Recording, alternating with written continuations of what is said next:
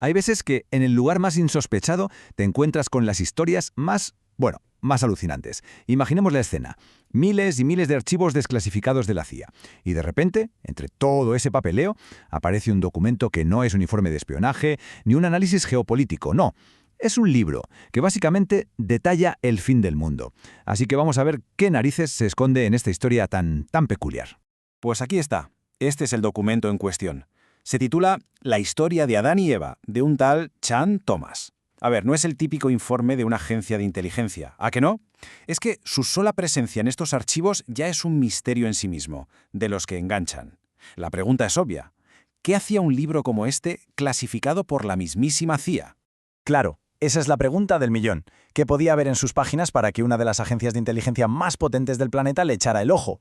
Pues atención, porque la respuesta es, es una visión del apocalipsis que es tan detallada como, francamente, aterradora. Vale, entramos en materia. El autor, Chan Thomas, desde luego no se anda con rodeos. El libro nos pinta un evento cataclísmico que, ojo, reescribe la faz de la Tierra en cuestión de horas. No estamos hablando de una decadencia lenta, de un cambio gradual. No. Esto es un reinicio, un reseteo violento, total y, la verdad, bastante impactante. Es que solo hay que leer las palabras que usa. El autor tiene un lenguaje casi poético para describir una devastación que es, inimaginable. Una ola de 3 kilómetros de altura, 3 kilómetros.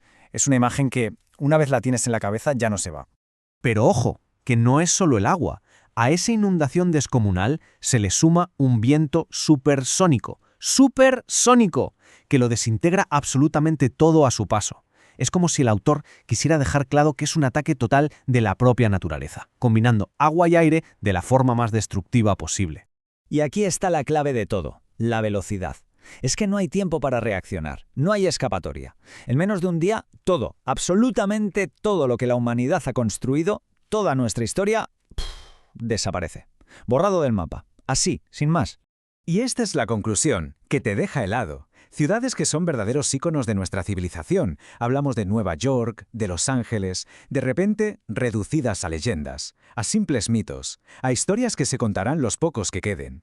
Es un final brutal para la primera parte de esta teoría, desde luego. Vale. Después de esta descripción tan gráfica, la pregunta es obvia, ¿no? ¿Cómo? ¿Qué mecanismo podría provocar algo de esta magnitud? Bueno, pues el autor propone una teoría, una especie de pseudociencia propia para explicarlo todo. Y todo empieza aquí, con un corte transversal de nuestro planeta. La teoría nos lleva a mirar más allá de la superficie, a centrarnos en las capas internas, la corteza, el manto y los núcleos, el interno y el externo. Porque es ahí, según el autor, donde está la clave de nuestra propia destrucción. A ver, la teoría propone una cadena de acontecimientos que es cuanto menos increíble. Primero, los casquetes polares crecen, pero crecen de forma desequilibrada. Segundo, este desequilibrio, supuestamente, provoca una especie de explosión atómica en el núcleo de la Tierra. Tercero, esta explosión convierte el núcleo externo en una especie de lubricante. Y cuarto, el gran final. Toda la corteza terrestre, o sea, la cáscara sobre la que vivimos, se desliza de golpe sobre ese núcleo lubricado, provocando el caos absoluto que veíamos antes. ¡Una locura! Y el autor define este detonante con muchísima precisión, ¿eh? Ojo, no es algo externo, no es un asteroide ni nada de eso. Es algo que viene de dentro de nuestro propio planeta. Una explosión atómica natural que básicamente desestabiliza por completo el motor magnético del mundo. La idea, hay que reconocerlo, es como poco atrevida. Claro, una teoría tan extraordinaria necesita pruebas igual de extraordinarias, ¿no? Pues el autor presenta lo que es un auténtico mosaico de supuestas evidencias, y para ello conecta todo tipo de misterios, tanto científicos como arqueológicos. Es una mezcla de lo más curiosa. Y esto es un ejemplo perfecto de su método. Coge un misterio, como el de los mamuts congelados de repente en Siberia, con flores en la boca, y lo conecta con un evento geológico que pasó en otro continente, y a la vez con unos fósiles encontrados en Los Ángeles. Para él, nada de esto es casualidad. No son hechos aislados, son las huellas, las pruebas del mismo gran cataclismo. Pero es que la cosa no se queda solo en la geología, ¿qué va? El autor también se mete en la historia, en los mitos, incluso en la lingüística para reforzar su teoría. Por ejemplo, saca a relucir el famoso mapa de Piri Reis, que supuestamente muestra la Antártida sin hielo, o leyendas de diferentes culturas sobre cosas rarísimas que hizo el Sol. Todo, absolutamente todo, se convierte en una pieza más de su gigantesco puzzle apocalíptico.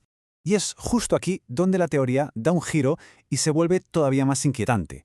Porque, según el autor, no estamos hablando de algo que pasó una vez y ya está. No. Según él, la Tierra pasa por estos reinicios de forma cíclica. Es un patrón que se repite, un ciclo de destrucción y, bueno, de una nueva creación. Fijaos en esta cronología, porque muestra su visión de los últimos 35.000 años.